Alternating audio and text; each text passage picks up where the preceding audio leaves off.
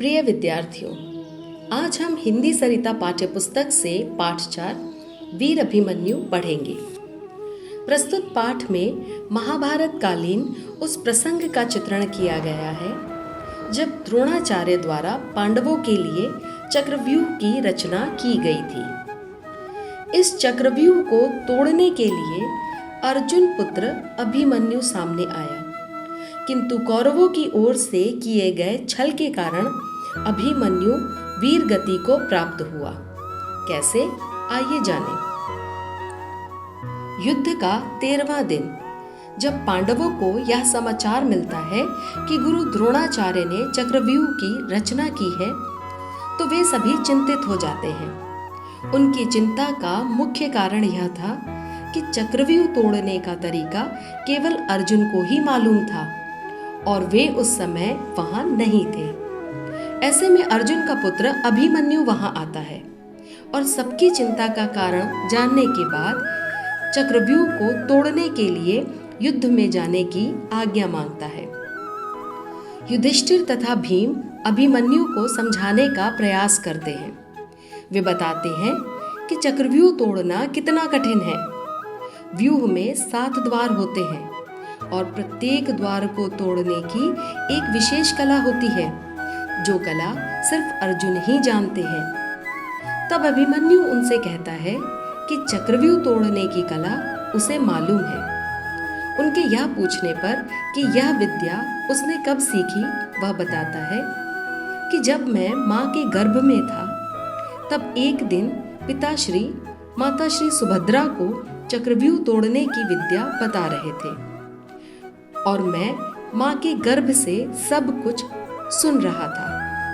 परंतु इतना कहकर अभिमन्यु चुप हो जाता है।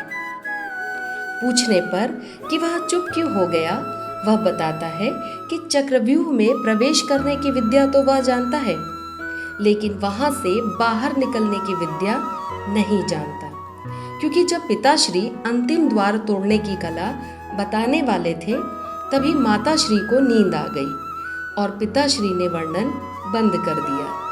यह सुनकर पांडव चिंतित हो गए, किंतु अभिमन्यु युद्ध में जाने के लिए निवेदन करते हुए कहते हैं कि यदि ऐसा नहीं किया गया तो हमारी सेना का ध्वंस हो जाएगा और मैं अकेला कहाँ हूँ।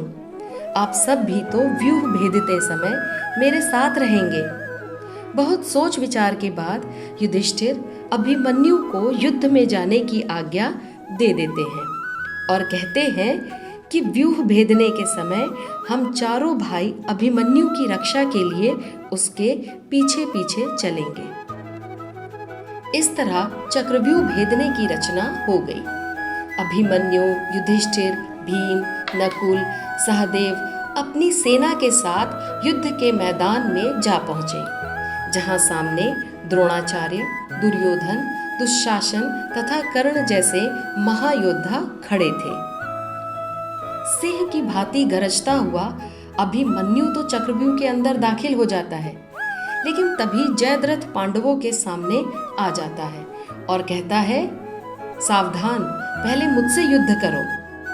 जयद्रथ के साथ पांडवों का घमासान युद्ध होता है, लेकिन जयद्रथ को महादेव द्वारा एक दिन का वरदान प्राप्त था। उसी वरदान के बल पर वह पांडवों पर भारी पड़ता है, जिससे पांडव द्वार में प्रवेश नहीं कर पाते। कुशलता व बहादुरी से कौरवों की सेना ने ठीक समय पर व्यूह की टूटी हुई किलेबंदी को फिर से पूरा करके मजबूत बना दिया। उधर बालक अभिमन्यु कौरवों की सेना को काटता हुआ वीरता से आगे बढ़ता गया। अभिमन्यु एक के बाद एक द्वार तोड़कर भीतर प्रवेश करता ही जा रहा था। अब अभिमन्यु 7वें द्वार में वीर योद्धाओं के साथ अकेला ही घमासान युद्ध करता है। यह देख दुर्योधन कहता है, चले आओ बालक, चले आओ। पीठ दिखाकर भागोगे तो तुम्हारे पिता को लज्जा से मुख छिपाना पड़ेगा। जवाब में अभिमन्यु कहता है, जितना अधिक जीवित रहूंगा उतनी ही हानि करूंगा। जब तक मेरी सांसें चलेंगी तब तक युद्ध करूंगा। दुर्योधन और अभिमन्यु में घमासान युद्ध होता है। अभिमन्यु की बाणों की वर्षा से चिंतित होकर दुर्योधन शकुनी से कहता है, मामा श्री, मुझे इस बालक की मृत्यु चाहिए, मृत्यु। यह सुनकर शकुनी दुर्योधन से कहता है, मेरे बच्चे, व्यर्थ में चिंतित मत हो। आज अभिमन्यु की चक्रव्यूह में मृत्यु निश्चित है। मेरी योजना कभी विफल नहीं हो सकती। देखते जाओ अपने मामा श्री की कूटनीति।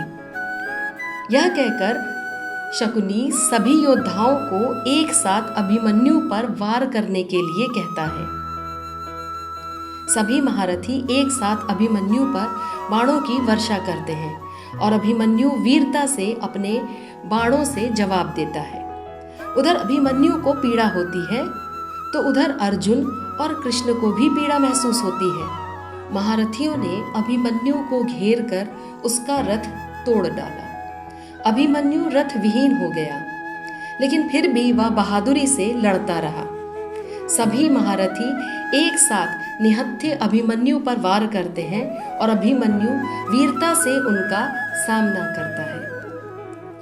घायल अभिमन्यु रथ का पहिया उठा लेता है और उन योद्धाओं का सामना करता है।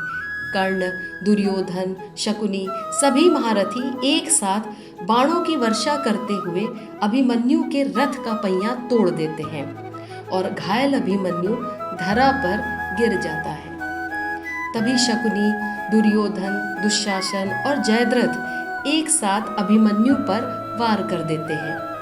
वीरपुत्र अभिमन्यु धराशाही हो जाता है, लेकिन उसके मुख पर अभी भी पीड़ा नहीं झलकती है। उधर अर्जुन और कृष्ण को भी पीड़ा का अनुभव होता है। अर्जुन श्री कृष्ण से कहते हैं, माधव, ये कैसा गहन दुख और विषाद मेरे हृदय को पसीज रहा है। मुझे किस दुख का अनुभव हो रहा है जिसका मुझे कोई स्मरण भी नहीं है। जवाब में श्री कृष्ण कहते हैं, युद्ध में पीड़ा कब नहीं होती पार्थ। युद्ध हो या जीवन का संघर्ष, शस्त्रों से अधिक महत्व धैर्य धारण करने का होता है। तुम भी धैर्य धारण करना पार्थ, धैर्य धारण करना। उधर घायल अभिमन्यु अंतिम सांसें लेता है। इस प्रकार गांडीवधारी अर्जुन पुत्र अभिमन्यु युद्ध में वीर गति को प्राप्त हुआ। इधर जब अर्जुन रणभूमि में वापस आते हैं और अपने पुत्र अभिमन्यु की वीर गति की कथा सुनते हैं तो विलीन से हो जाते हैं और कल्पना करते हैं कि मेरा पुत्र अभिमन्यु महारथियों से कैसे लड़ा होगा। वे कल्पना में अपने पुत्र अभिमन्यु से वार्ता करते हैं। अर्जुन जब काल्पनिक दुनिया से वास्तविकता में आते हैं तो अपने को अभिमन्यु के शव के निकट पाते हैं। जयद्रथ के कारण पुत्र अभिमन्यु की मृत्यु हुई, यह सुनकर अर्जुन आग बबूला हो उठते हैं और कहते हैं, मैं प्रतिज्ञा करता हूं कि कल सूर्यास्त से पहले जयद्रथ का वध कर दूंगा। यदि मैं उसका वध ना कर सका तो अग्नि की गोद में समा जाऊंगा। अर्जुन की प्रतिज्ञा का समाचार सुनकर कौरवों में हलचल मच जाती है और जयद्रथ अत्यंत भयभीत हो जाता है और दुर्योधन से कहता है कि दुर्योधन, तुम्हें मेरी रक्षा करनी ही होगी। तब शकुनी दुर्योधन से कहता है, भांजे, मेरे पास एक योजना है।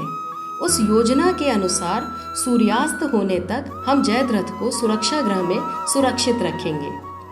इस प्रकार जयद्रथ सुरक्षित हो जाएगा और अर्जुन अपनी प्रतिज्ञा अनुसार अग्नि में भस्म हो जाएगा। रणभूमि में युद्ध का 14वां दिन। कौरव तथा पांडव अपनी सेना सहित युद्धभूमि में एक दूसरे के सामने युद्ध के लिए तैयार खड़े हैं। अर्जुन अपने पुत्र की पीड़ा से पीड़ित होकर आगे बढ़ते हैं। सर्वप्रथम द्रोणाचार्य से सामना होता है। गुरुदेव और अर्जुन का घमासान युद्ध होता है। अर्जुन अपने बाणों की वर्षा से चीरते हुए जयद्रथ की खोज में आगे बढ़ते हैं। इस तरह अर्जुन कौरवों के योद्धाओं से घमासान युद्ध करते हुए जयद्रथ की तलाश करते हैं, लेकिन उसका कुछ पता नहीं चलता। उधर सुरक्षा गृह में कैद जयद्रथ सूर्यास्त का बेसब्री से इंतजार करते हुए सोचता है बस कुछ ही क्षण में सूर्यास्त हो जाएगा। उधर अर्जुन रणभूमि में सभी महायोद्धाओं के साथ घमासान युद्ध करते हैं तथा सूर्यास्त से पूर्व जयद्रथ का वध करने हेतु अथक प्रयास करते हैं, किंतु जयद्रथ का कुछ पता नहीं चलता। जब दुशासन तथा दुर्योधन अर्जुन की लाचारी पर हंसते हैं तथा कटु वचन कहते हैं, तब श्री कृष्ण शांत भाव से कौरवों के कटु वचन सुनते रहते हैं तथा कुछ क्षणों के लिए अपने सुदर्शन चक्र से सूर्य को ढक देते हैं। सब ओर अंधेरा सा प्रतीत होता है। रणभूमि में उपस्थित सभी योद्धा यह सोचते हैं कि सूर्यास्त हो गया, क्योंकि कृष्ण जी ने यह कार्य गुप्त रूप से किया था। अर्जुन प्रतिज्ञानुसार अपने प्राण त्यागने के लिए रथ से उतरते हैं। यह देख पांडव अत्यंत व्याकुल हो जाते हैं। उधर जयद्रथ को सूर्यास्त की सूचना मिलती है और वह सुरक्षा गृह से बाहर निकलकर रणभूमि की ओर प्रस्थान करता है। जयद्रथ को रणभूमि में उपस्थित देखकर वासुदेव कृष्ण अपने चक्र को सूर्य से हटा लेते हैं और साय का वातावरण दिन में परिवर्तित हो जाता है। यह दृश्य देखकर सब विस्मित हो जाते हैं। चारों तरफ वासुदेव की शंख ध्वनि गूंजने लगती है।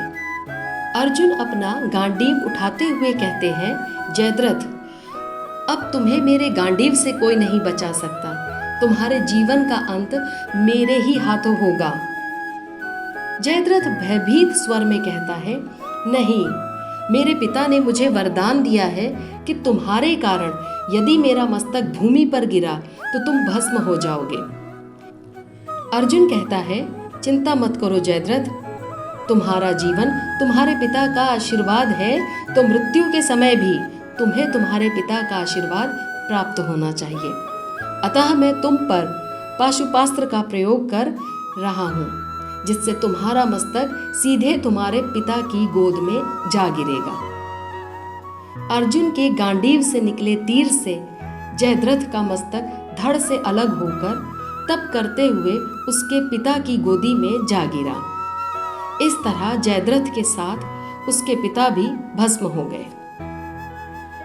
इस तरह अधर्म और कायरता की पराजय तथा धर्म और वीरता की विजय होती है।